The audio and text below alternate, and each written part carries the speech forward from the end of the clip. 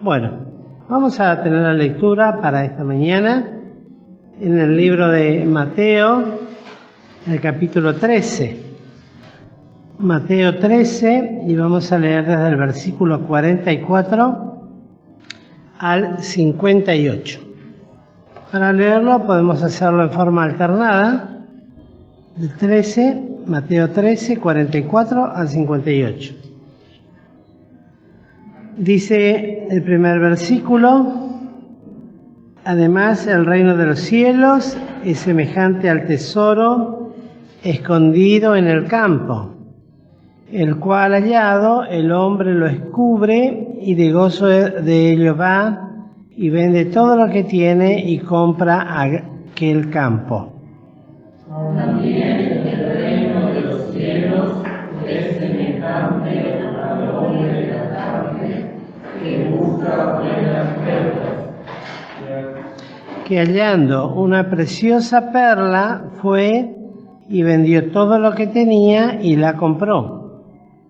Asimismo, el reino de los cielos es semejante a la red echada a la mar, coge de todas partes de peces, La cual, estando llena, la sacaron a la orilla y sentados cogieron lo bueno en vasos y lo malo echaron fuera. así será al fin del siglo. Saldrán los ángeles y apartarán a los malos de entre los justos. Y los echarán en el horno de fuego, allí será el lloro y el crujir de dientes. Dícele Jesús: ¿habéis entendido todas estas cosas? Ellos responden: sí, Señor. Y él les dijo: por eso todo escriba docto en el reino de los cielos es semejante a un padre de familia, que saca de su tesoro cosas nuevas y cosas viejas. Y aconteció que acabando Jesús estas palabras, pasó de allí. Y venido a su tierra, les enseñaba en la sinagoga de ellos, de tal manera que ellos estaban atónitos y decían: ¿de dónde tiene esta sabiduría y estas maravillas? ¿No es este el hijo del carpintero? ¿No se llama su madre María y sus hermanos Jacobo y José y Simón y Judas?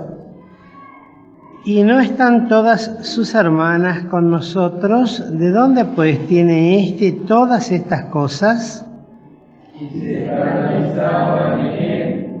Mas Jesús les dijo: no hay profeta sin honra, sino en su tierra y en su casa. Y no hizo allí muchas maravillas a causa de la incredulidad de ellos.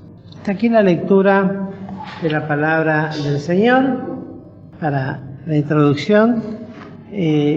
Lo que quería comentarles a todos ustedes es que a partir de ahora y hasta que se vuelvan a retomar las clases de la escuelita con los niños, que eso será en el mes de marzo, supongo, cuando se inician las clases, vamos a estudiar otra cosa. No vamos a seguir con el Pentateuco, sino que vamos a seguir con las parábolas del Señor Jesucristo. O sea, con todo lo que es las distintas. No son demasiadas, pero sí abarcan aproximadamente el tiempo que nosotros vamos a seguir teniendo estas clases acá a la mañana. Seguramente después, no sé, seguramente si el verano es caluroso, la seguiremos teniendo aquí por la comodidad de los aires. Pero igual que las reuniones de la tarde. Pero en principio por lo menos estamos así hasta que pasen este mes particularmente, que hay distintas actividades. En el día de hoy vamos a ver principalmente lo que son las parábolas en sí mismas. Nos vamos a hacer un estudio de una parábola en particular, pues la idea por lo menos es explicar cómo se interpretan, en qué consisten las parábolas, cuál es la estructura que tienen, y particularmente después cuando cada uno de nosotros leamos las parábolas, tratar de ver cómo entenderlas.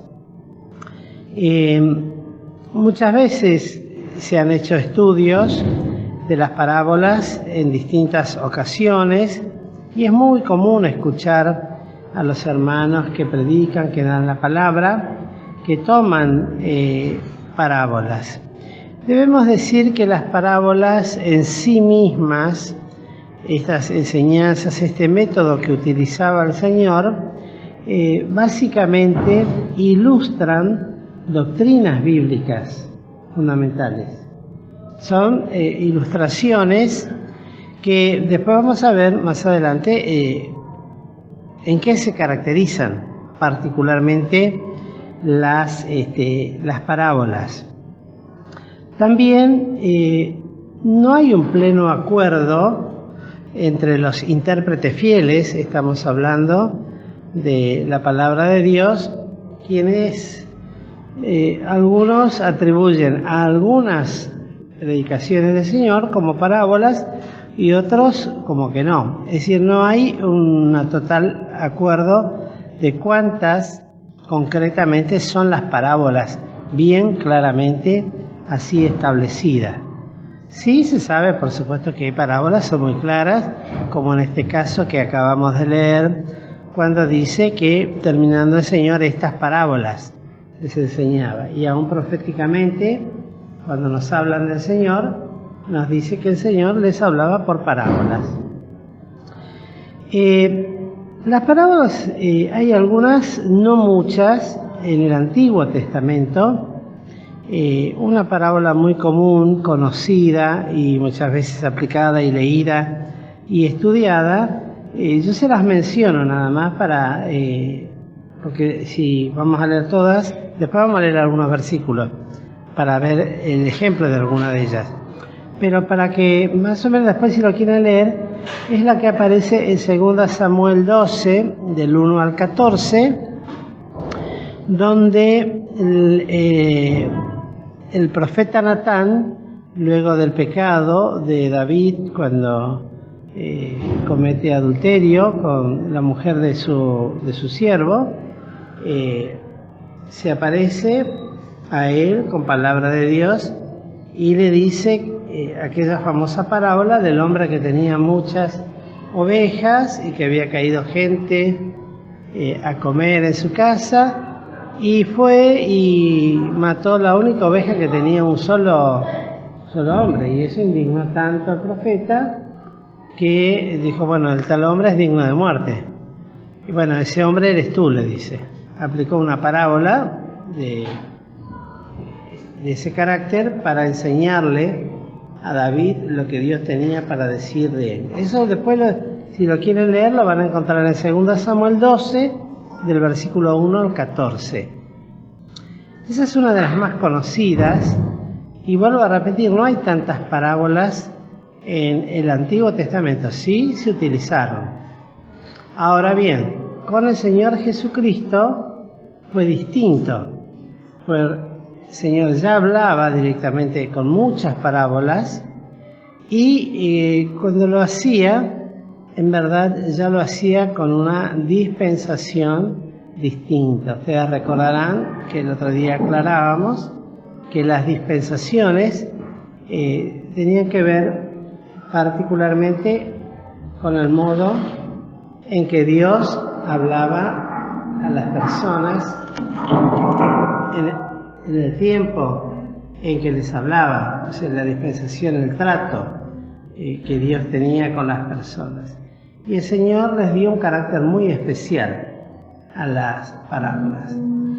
Hay parábolas que tienen que ver con el reino de los cielos, hay parábolas que tienen que ver con el pueblo de Israel específicamente, y y aún para los gentiles, particularmente pensando en la iglesia que se formaría.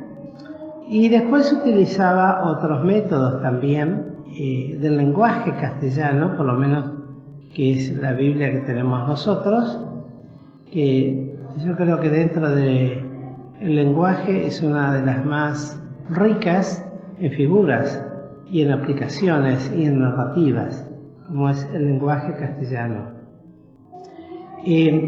También él les da un nuevo enfoque y, como decíamos anteriormente, es importante porque muchas veces nos enseña que primero siempre están las doctrinas. No se puede hacer una doctrina de una parábola. No sé si está muy alto o hablo muy cerca. Bueno, no se puede hacer una doctrina bíblica de una parábola. Las parábolas en realidad adornaban, para decirlo de alguna manera, las doctrinas bíblicas. Tampoco se puede disociar los versículos, netamente el desarrollo de una doctrina bíblica, de la enseñanza que da una parábola. Una muy clara, por ejemplo, de la doctrina bíblica del perdón, que se desarrolla a lo largo de toda la Biblia. El Señor utiliza una parábola muy linda, que está muy enriquecida, que si uno la estudia con detalle, encuentra realmente todo lo que vamos a enseñar hoy, prácticamente si podemos, ¿no? Pero es la del perdón, la de los dos deudores, del trato del uno con el otro y del trato del Señor con el deudor que no quiso perdonar al otro. Eso lo encontramos en Mateo capítulo 18, del 21 al 35, donde el Señor desarrolla esta parábola que habla de la doctrina bíblica del perdón, fundamentalmente, y tomando como ejemplo el volumen que puede llegar Dios a perdonar en nosotros, y por otro lado lo poco que el hombre puede llegar a ser capaz de perdonar al que le debe a él. Vuelvo a repetir, no vamos a estudiar ninguna parábola en sí misma. Vamos a dar ahora ejemplos. ¿Queda abierta la puerta ya? Tenés que poner alguno que cierre la puerta cuando entre y sale.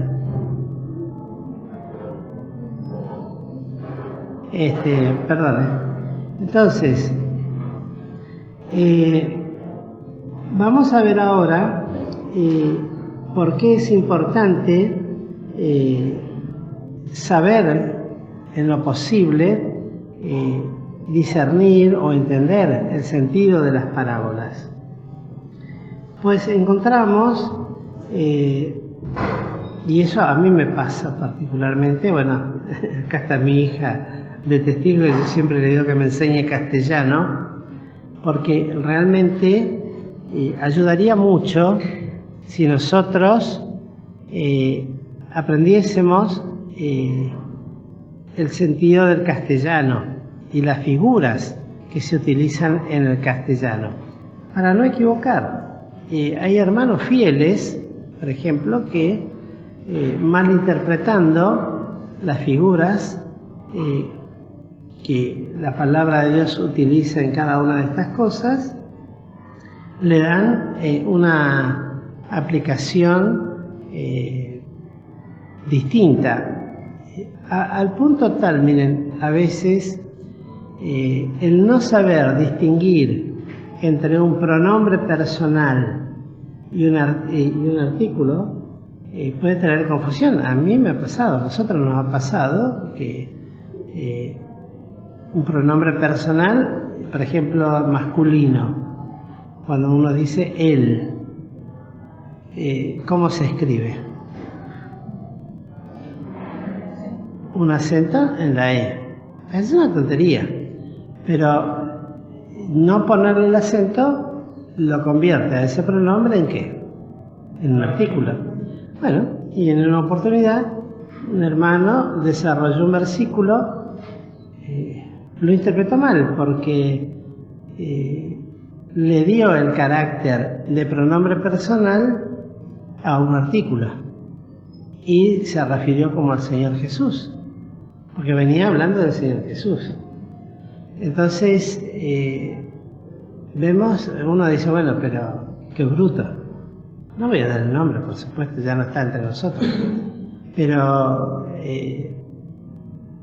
yo me recordaba eso porque digo, bueno, si puede llegar a suceder algo tan sencillo como eso, pero a la vez tan grave como eso, cuanto más cuando no se interpreta bien el sentido de las frases o de las palabras y o de los tiempos verbales, en fin, todo lo que hace a la figura del castellano. Por eso hay que aprender a leer bien y detenidamente la palabra de Dios y en la medida de lo posible también aprender un poco de castellano y la interpretación de textos, cosa que hoy vemos que cada vez cuesta más en los niños y en adolescentes y jóvenes.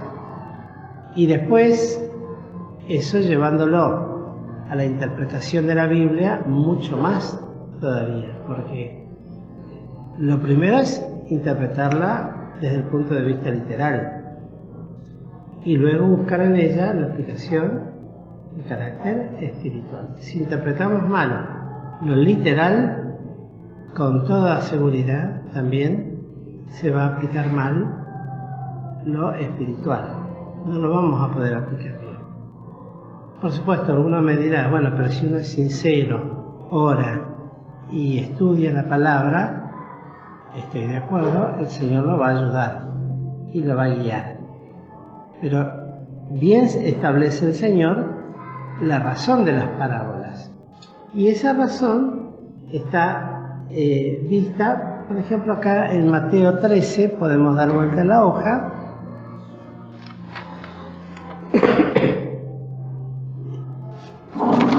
La razón por qué el Señor fíjense, vamos a leer esto sí, desde el versículo 9 al 17. Esto está dentro y relatado dentro de lo que se llama la parábola del sembrador. Dice el versículo 9, quien tiene oídos para oír, oiga. Entonces, llegándose los discípulos, le dijeron, ¿por qué les hablas por parábolas? Una pregunta interesante. Ahora, la respuesta ya la da el Señor inmediatamente. ¿Por qué les hablaba por parábolas?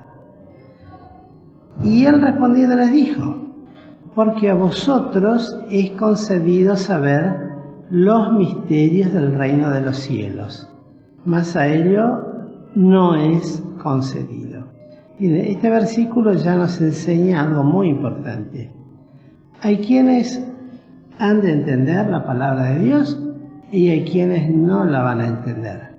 Esto es notable, porque uno dice, bueno, pero yo soy inteligente, soy entendido, voy a entenderla. Y no es así. Hay quienes entienden y otros que no entienden la palabra del Evangelio y no les entra. Parece que tuvieran un chaleco antibala, como dicen normalmente, no le entra una bala, no le entra una palabra, no le entienden. O sea, lo comprenden desde el punto de vista mental, intelectual, ahí está, gracias. Pero no hace la obra que tiene que hacer porque no lo entienden. No lo entienden. Y luego lo dice el Señor, porque el que tiene se le dará y tendrá más, pero al que no tiene, aún lo que tiene le será quitado. Qué notable esto, ¿no? Tener y tener más, y el que no tiene entendimiento y no quiere entender, aún eso le es quitado, porque también esto es una obra de Dios. Por eso les hablo por parábolas, porque viendo no ven, y oyendo no oyen ni entienden. Qué notable. Viendo, no ven. Y oyendo, no oyen ni entienden. De manera que se cumple en ellos la profecía de Isaías que dice: de oído oiréis y no entenderéis, y viendo veréis y no miraréis. Porque el corazón de este pueblo está engrosado, y de los oídos oyen pesadamente, y de sus ojos guiñan, para que no vean de los ojos y oigan de los oídos, y del corazón entiendan, y se conviertan, y yo los sane. Ahí da la razón. La parábola entonces tiene el propósito de que aquel que es humilde a la palabra de Dios y se humilla frente a su palabra, bueno, no quiere decir que tiene que tener toda la luz del mundo, pero va a entender, le va a entrar al corazón. Pero el que no quiere oír, el que tiene el corazón engrosado, y cuando habla de corazón engrosado, habla de un corazón cargado de pecado. Entonces, ¿qué sucede con eso? Bueno, no les interesa, oyen pesadamente, oyen tal vez por obligación, porque no les queda otra razón, pero no hay en ellos, esto le pasaba a los judíos, ¿no? No estamos hablando de nosotros, estamos hablando de los judíos. No entraba la palabra. El propósito era de que en ellos se produjera esto, que se conviertan y el Señor los pueda sanar. Y no entra. Y es notable. A mí me ha ocurrido personalmente, cuando era más joven, que un hermano me dijo: pero explíqueme. No te voy a explicar, pero no lo vas a entender. Y yo me quedé con un veneno, se me hizo así la vena, ¿no? ¿Cómo no lo voy a entender? Y hoy me doy cuenta de que no lo iba a entender. Pastor, no te lo voy a explicar porque no lo vas a entender. ¿Pero cómo? No lo voy a entender, explíquemelo, yo lo voy a entender. No lo vas a entender, así que no me voy a gastar hablando con... Y bueno, uno aprende y repite lo que aprende. No te puedo hablar ahora, pero no lo vas a entender.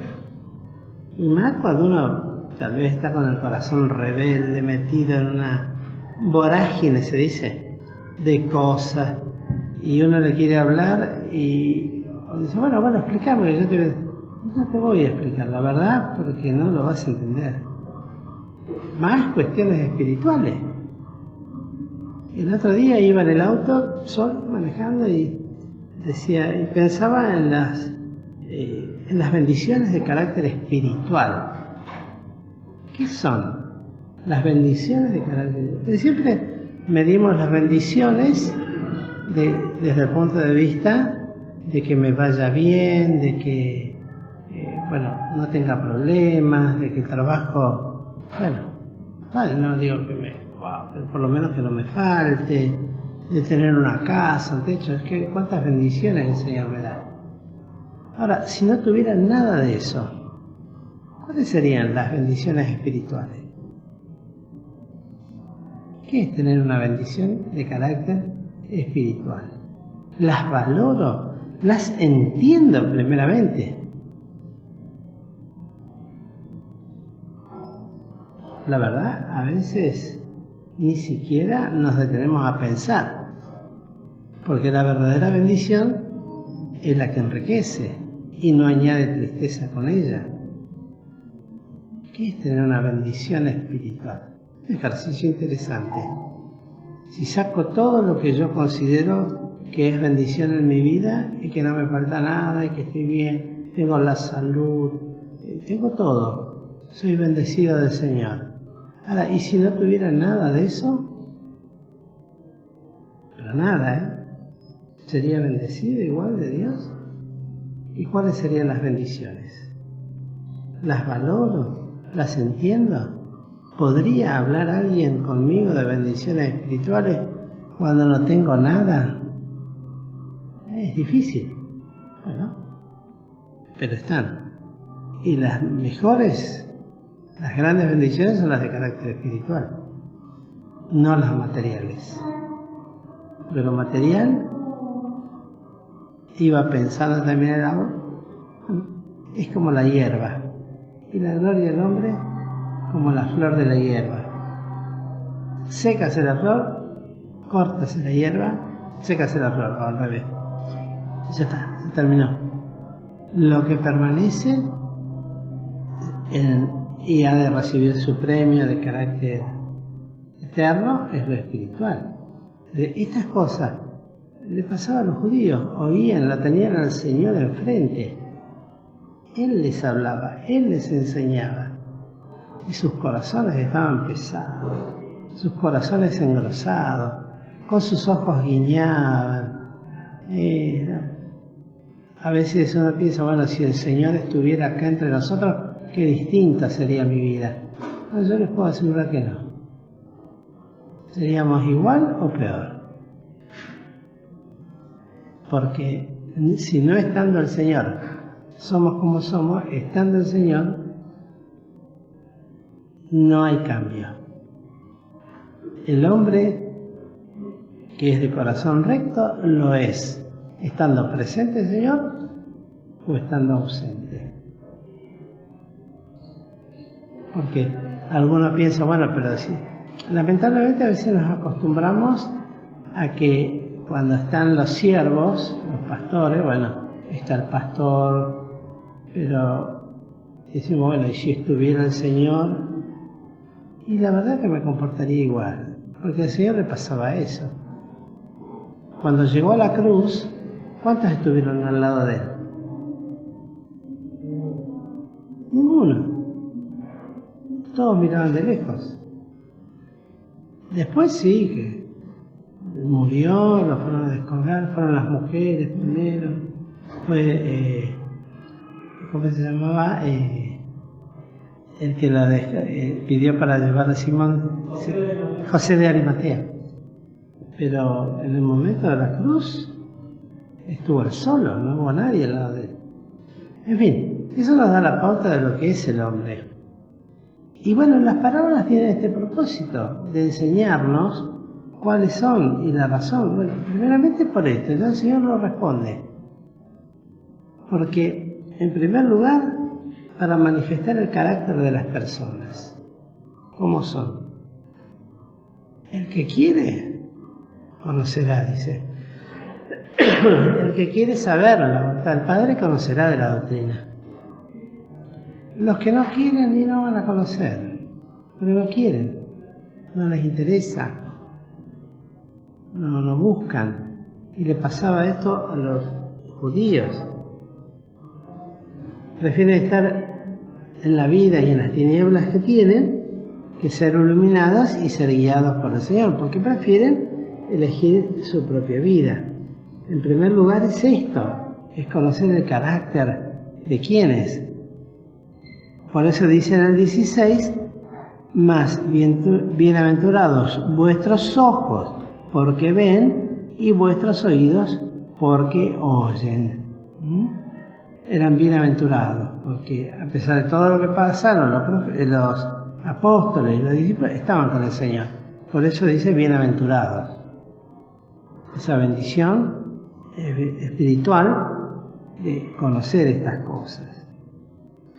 También las parábolas tenían el propósito de llamar la atención de los oyentes y de atraerlos con ejemplos de la vida diaria. Una de las cosas que tiene la parábola es que no es como la fábula, por ejemplo, porque la fábula tiene la característica de ¿qué? De que hablan ¿quiénes? Los animales o las cosas inanimadas. Hoy se usa mucha fábula, ¿no? Para hacer unos líos, hacen hablar a todo el mundo. Bueno, en la Biblia hay pocos ejemplos de fábula. muy poquititos, y sí de parábolas. Y la parábola toma ejemplos de la vida real. Hoy cuando le mencioné, por ejemplo, la de los dos deudores, por eso es interesante, porque en toda esa narrativa que hace el Señor, las cosas que va aplicando tenían sus bases doctrinales y prácticas en el Antiguo Testamento. Por ejemplo, no vamos a entrar en detalles muchos, pero el vender a la familia de uno que debía para pagar la deuda estaba dentro de la ley, hasta que le pagase todo lo que debía. Y otras cosas más que aparecen en esa parábola. En la parábola, por ejemplo, de esta donde está esta enseñanza del capítulo 13 del sembrador, bueno, era común ver a los sembradores y de la forma que lo hacía y el método que se utilizaba y lo que se observaba. Por ejemplo, en el capítulo 13, ahí que estamos leyendo, una parte que cae junto al camino y vienen las aves y se las comen. ¿Quién no ve eso? Era conocido por ellos. Otra que cae en los pedregales y crece y se seca, etc. Otra parte que cae entre espinas y otra parte que cae en la buena tierra. Eran comunes. Lo interesante es que aquellos que querían conocer y les prestaba la atención, luego se acercaban al Señor y le preguntaba directamente estas cosas. En el versículo 18 dice: oíd pues vosotros la parábola del que siembra. El Señor se tomaba el trabajo entonces con ellos de explicarle. Y si no tuviéramos la segunda parte de la explicación, sería muy difícil entender. A veces nos parece que ya está, es claro lo que dice acá. Pero cuando el Señor explica la segunda parte de la parábola, se nos hace la luz de la primera narrativa. Ahora bien, también el Señor hacía estas cosas de una manera, usando mucho tacto, pues decía cosas, aunque a veces los judíos la entendían directamente que hablaba de ellos, ¿no? Pero lo decía de una manera como para que no escandalizara a las personas. Pero se las decía. Hay varias formas de decir las cosas, ¿no? Está aquel que las dice en forma brusca, violenta, y dice: no, yo soy sincero. Pero dentro de esa sinceridad se olvida de pensar que también hay que ser cauto, o por lo menos tener la delicadeza. Se puede decir las mismas cosas y a veces influye el modo, la forma o el tono con que se dicen las cosas, ¿no? Bueno, el Señor tenía esta manera para no escandalizar. También para investigar. Por eso le decía, es interesante si uno lee las parábolas y las aplica, a ver qué doctrinas bíblicas.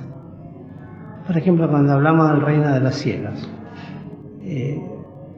Porque este capítulo 13, por ejemplo, hay muchas que hablan del reino de los cielos. Por ejemplo, en el 24 de este capítulo 13 dice: otra parábola les propuso diciendo: el reino de los cielos es semejante al hombre que siembra buena simiente en su campo.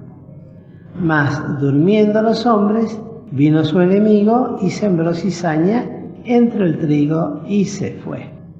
Entonces, esta es la parábola de la cizaña entre el trigo. Nuestro hermano que toma la lección hace mención de un hermano fiel que interpretó mal esta parábola y hace todo un desarrollo entendiendo mal la parábola y la aplicó mal, ¿no? Y da nombre y apellido del misionero que escribió un libro, Misterios de Iniquidad, algo así se llama, y dice, la interpretó mal, y cuando la encaró mal, todo el desarrollo después es como un error. Eso es lo que tiene de bendita la palabra de Dios, que bueno, si se toma bien de entrada y se encaran bien los textos y se aplica correctamente las leyes de hermenéutica, que es la aplicación de la palabra de Dios en sí misma como debe ser hecha, y bueno, vamos a llevar un desarrollo correcto de las Escrituras. El tema es cuando empezamos mal con algo y ya el segundo paso, es muy difícil que alguien que empiece mal, interpretando mal un texto, finalice bien. Lo va a terminar mal. Ocurre inclusive con grandes denominaciones que interpretan mal lo que decíamos hoy, por ejemplo, la dispensación de los tiempos. Aquellos que creen que la iglesia tiene que pasar por la gran tribulación, por ejemplo. Ellos son post-tribulacionistas. Piensan que la iglesia va a pasar por la tribulación y va a ser arrebatada al finalizar el periodo de la gran tribulación. Bueno, eso acarrea un montón de errores doctrinales y que van en contra de la palabra de Dios. Otra de las cosas también que siempre hay que tener en cuenta con las parábolas es que, por más cortitas o sencillas que sean, nunca se deben apartar del resto del consejo bíblico.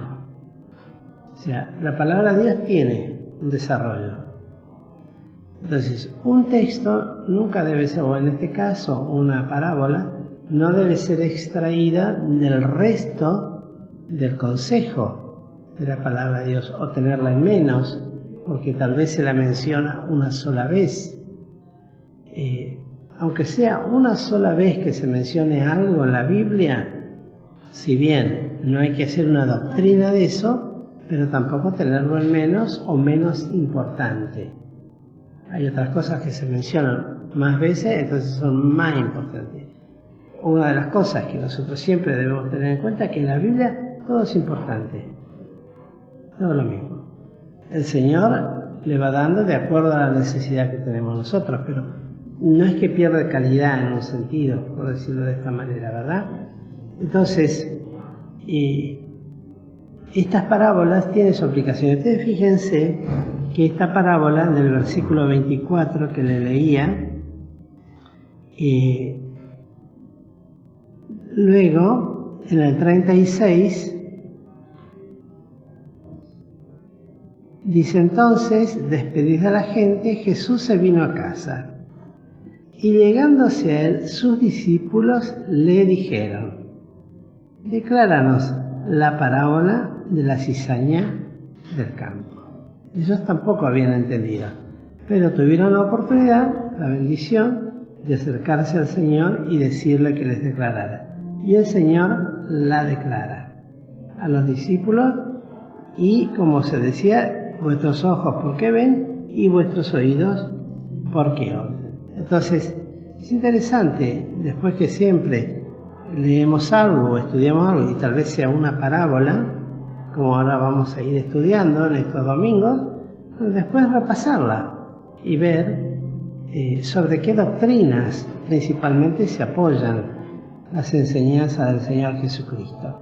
Vuelvo a repetir lo que dije al principio: la parábola no es una doctrina, sino que adorna la doctrina de Jesucristo, la amplía para poder entenderla, para poder comprenderla. Porque uno puede decir, y me refiero a ejemplos ya dados para que nos quede bien la idea, es decir, perdonaos los unos a los otros, dice el apóstol Pablo. Bueno, ¿cómo es esto del perdón uno a otro? Bueno, vamos a la parábola de los dos deudores, y ahí se nos va a aclarar muchísimo la profundidad de lo que significa el perdón. Entonces, las parábolas tienen ese propósito.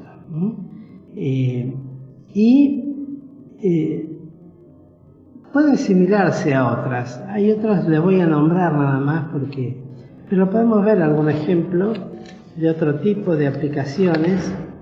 Por ejemplo, fíjense en Mateo 5, versículos 13 y 14, ya que estamos en Mateo.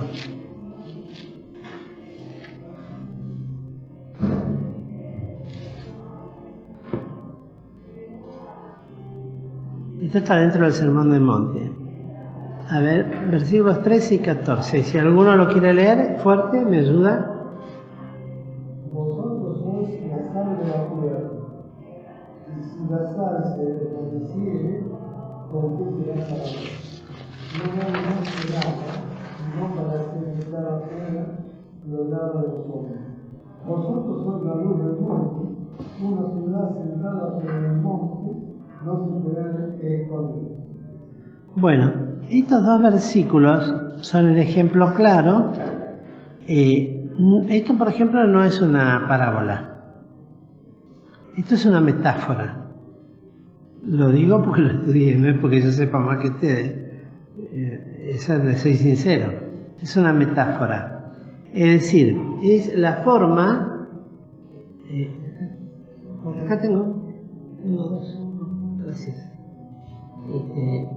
Es una metáfora que significa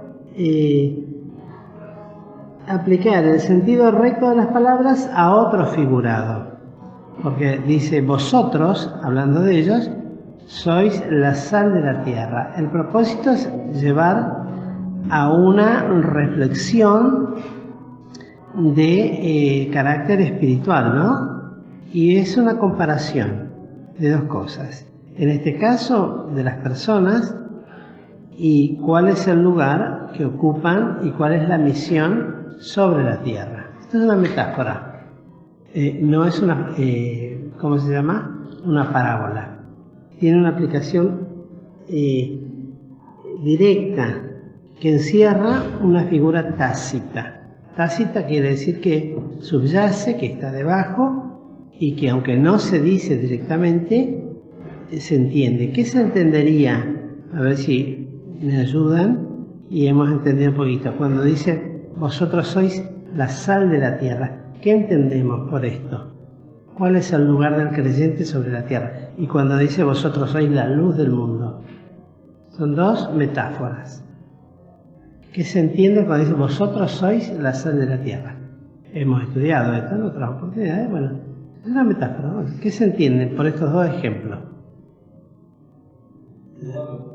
¿Cómo? Bueno, ¿cuál es ese lugar?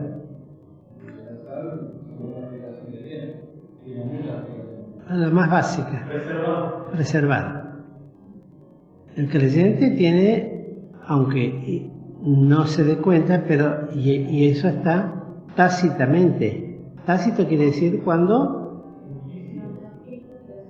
se sobreentiende. Está escrito acá que dice, está implícito. Es decir, un creyente tiene una misión sobre la tierra, que aunque el creyente no se dé cuenta, pero solamente el hecho de tener al Espíritu Santo en el corazón se convierte en sal. ¿Por qué? Porque preserva su presencia, hace que a su alrededor las cosas no se pudran tan directamente como si no lo estuviera. Un ejemplo vamos a dar. Si nosotros en un grupo de amigos nos identificamos plenamente enseguida como creyentes y no participamos de las cosas que participa el mundo, ¿qué sucede con el resto de nuestras pseudo, digo entre comillas, amistades, porque no existe eso? Pero, ¿qué pasa?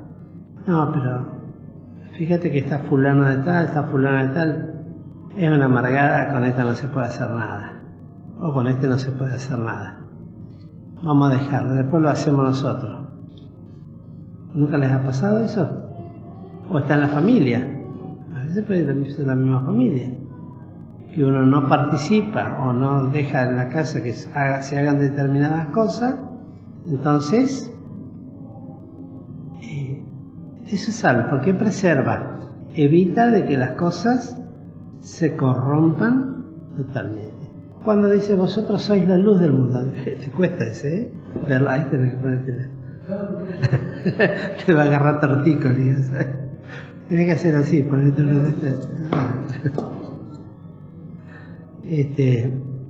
fíjense, vosotros sois la luz del mundo. Hay otra, después esto lo desarrolla más grande, en el sentido de ¿cuál es? Y bueno, para que los hombres vean vuestras obras buenas y glorifiquen a vuestro Padre. ¿Qué es lo que tácitamente se esconde en esta metáfora? El ejemplo que damos arroja una luz. A veces no nos damos cuenta de esto, pero somos una luz. ¿Qué luz estamos arrojando? Bueno, eso lo ven nuestros hijos, lo ven nuestros hermanos, nuestros padres, etc. O de cualquiera que es creyente, inmediatamente, al ser hechos hijos de Dios, inmediatamente somos puestos en, ¿cómo se llama? En evidencia.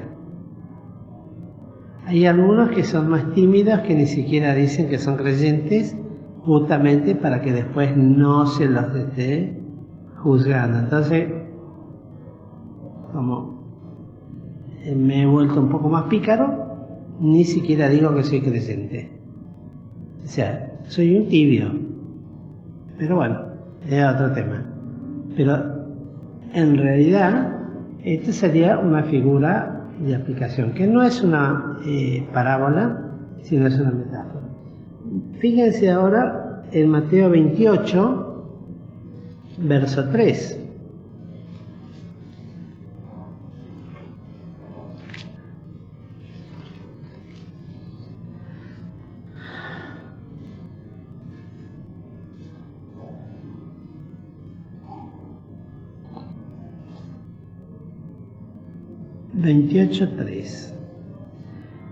¿Quién lo lee? A ver, hermana Liliana, fuerte y claro. Su aspecto era como un relámpago, y su vestido blanco como la nieve. Bueno, esto es un símil. No es ni una metáfora, ni es una parábola, es un símil. ¿Por qué? Porque compara dos cosas y dice, el aspecto como está hablando de un ángel, ¿no? Como un relámpago. Y el vestido blanco como la nieve. Son símiles. Blanco como la nieve. El aspecto como un relámpago. Entonces tampoco es una parábola. De ahí que puede venir un problema si uno toma esto, por ejemplo, mal interpretado. Son símiles. Son figuras que aparecen en la palabra de Dios y que los tomamos como ejemplo para explicarlo. Fíjense, por ejemplo, en 1 Corintios, capítulo 3.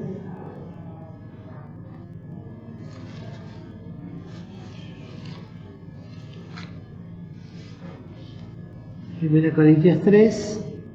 Y vamos a leer del 10 al 15, es el tribunal de Cristo.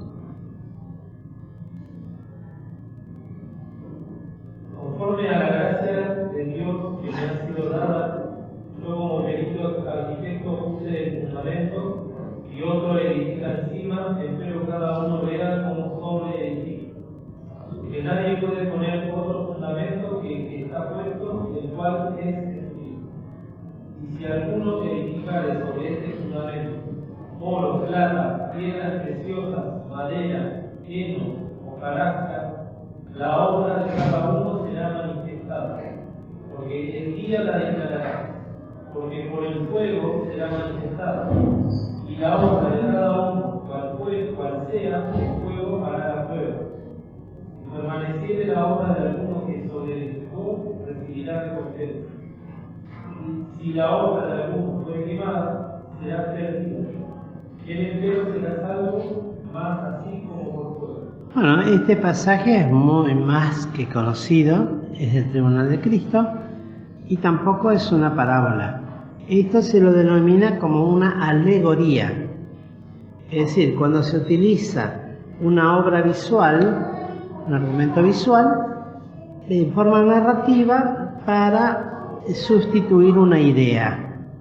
En este caso, hablando del perito, arquitecto, todo cómo lo va desarrollando, luego sobre el fundamento que es Cristo, todo lo que el creyente, ya sea de una manera o de otra, va a poner en su vida sobre ese fundamento. Sean cosas que se han de quemar o cosas que se han o han de permanecer por la prueba que será el fuego, que es el Señor Jesucristo, ¿no? Así lo dice, la obra de cada uno, cual sea, el fuego hará la prueba. Bueno, esto no es una parábola. Esto se lo denomina como una alegoría, una idea que intenta, a través de una figura, por ejemplo, instalar otra. La idea acá es del edificio de Cristo y de los elementos con que está constituido o realizado. Esa es la aplicación. Bueno, y después ya dijimos de la fábula, que normalmente es la que se utilizan animales, y podemos leer un texto que es muy cortito, para que tengan una idea, en Segunda Reyes, el capítulo 14,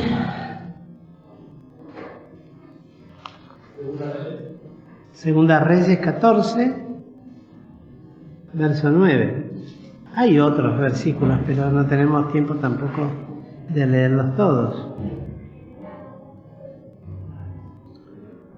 Y Joás, el rey de Israel, envió a Amasías, rey de Judá, esta respuesta.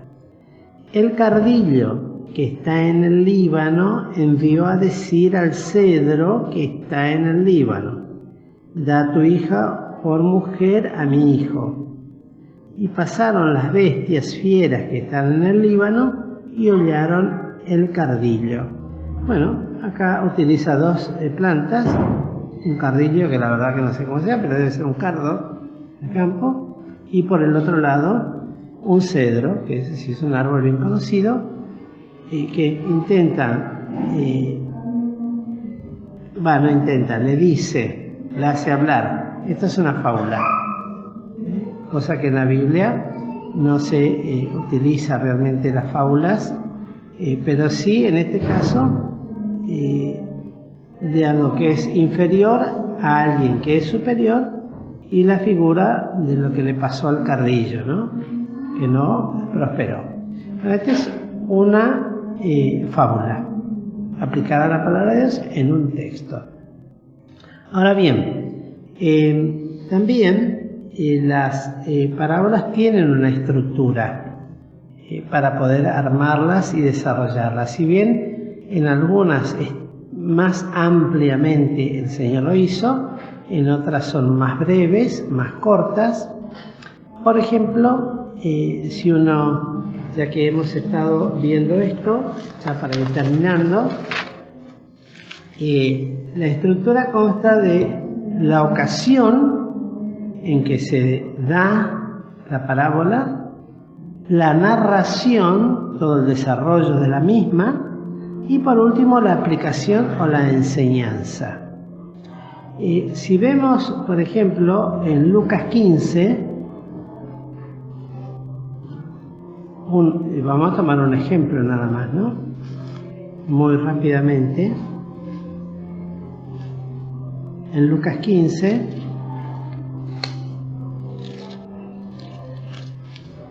el versículo 1 y 2 dice, Lucas 15, 1 y 2, y se llegaron a él todos los publicanos y pecadores a oírle.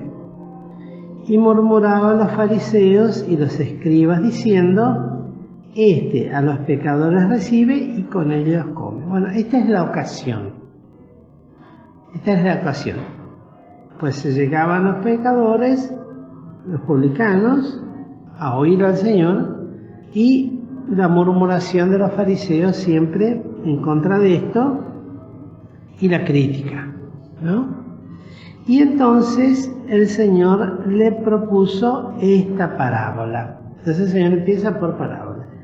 La primera es la parábola que habla del hombre que teniendo 100 ovejas pierde una y deja la demás y va hasta que la halla y hallada la pone sobre sus hombros gozoso. Es la del pastor que va a buscar la oveja perdida. Y cuánto gozo da cuando llega a su casa y son recibidos de sus amigos. Y en el 6 dice, dadme el parabienes porque he hallado mi oveja que se había perdido.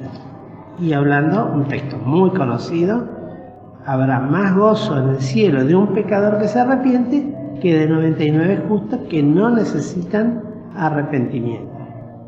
Luego, habla de la dracma perdida, de la moneda perdida, que después es muy interesante. Si bien el Señor la toma en forma muy cortita, pero se puede hacer toda una aplicación muy interesante de por qué buscó tanto esa moneda esta mujer. Y bueno, finalmente la encuentra y en el 10 dice, así os digo que hay gozo delante de los ángeles de Dios por un pecador que se arrepiente.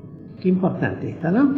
Y todo utilizando la parábola de una mujer que pierde. Y lo digo esto ya como parábola porque esto es real, de la moneda. Y ustedes dirán, pero tan importante era una moneda, porque formaba parte, eso sí, dicho muy rápidamente, de lo que sería las joyas que utilizaba una mujer en su desposorio y que costaba como si fuera de una, no sé cómo se llama, que se cuelga acá, que se pone en la cabeza, como si fuera con tiara, ¿no? Diadema, con 10 monedas.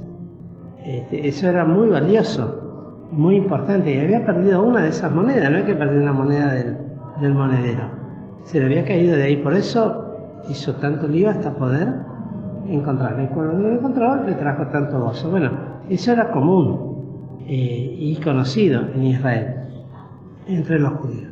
Y por último, y la más extensa, habla de los 2 hijos, en el versículo 11 y que lo desarrolla hasta el versículo 32, que habla de la parábola del hijo pródigo. Bueno, y en todas estas, tanto en la de la oveja perdida, la dracma perdida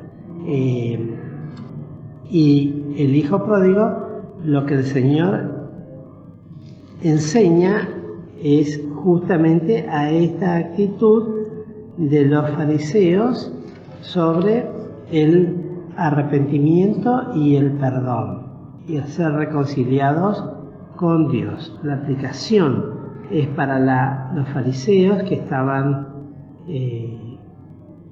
representados en la última parábola, en el hijo mayor, que teniéndolo todo no tenían nada porque oyendo no oían, viendo no veían, ni aprovechaban los beneficios de haber sido hechos el pueblo escogido de Dios. Y por último también la bendición que significaba la actitud del padre al volver y decir, porque mi hijo muerto era y ha revivido, habíase perdido y es hallado. Y comenzaron a regocijarse. Ese es el gozo, por eso menciona, además, cuando dice llama a los amigos para que le den sus parabienes, hay más gozo en el cielo por un pecador arrepentido que por 99 que no se arrepienten. Todo eso nos vienen por estas enseñanzas que son muy lindas, aplicables, pero vuelvo a repetir para que nos quede bien grabado. Todas estas tienen su base bíblica. No podemos separar las parábolas de las doctrinas bíblicas. Estas cosas adornan, hacen entender a las personas la doctrina bíblica del perdón de Dios en Cristo Jesús. Lo hace de una manera entendible, lo hace de una manera que lo puedan comprender, porque lo veían. Bueno, de esta manera Dios perdona al pecador. ¿Quién no ha oído hablar de la parábola del hijo pródigo? ¿Cuántas veces hemos sido pródigos? El himno mismo lo dice, ¿no? Pródigos, un tiempo, fuimos. Pródigo es aquel que va y dispensa todos sus bienes, desperdicia todo lo que tiene.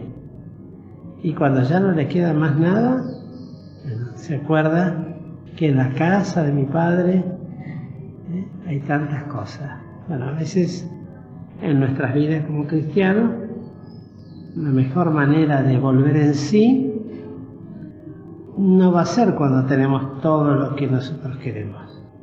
Va a ser cuando toquemos fondo. Y cuando ya no hay más nada en el fondo, lo único que nos queda es, y lo grande que nos queda es levantar los ojos y mirar hacia arriba. Y entonces, hermanos queridos, recordemos estas cosas. Yo sé que hay muchas que son difíciles de entender, a veces más difíciles de explicar todavía, pero busquemos que en todas estas parábolas que vamos a ir viendo, que son muy lindas, y tienen mucha enseñanza, luego busquemos nosotros de ampliarlas en nuestro estudio personal, y que particularmente a los que exponen la palabra, dispare otros pensamientos, otras aplicaciones. Porque ese es el propósito siempre, ¿no?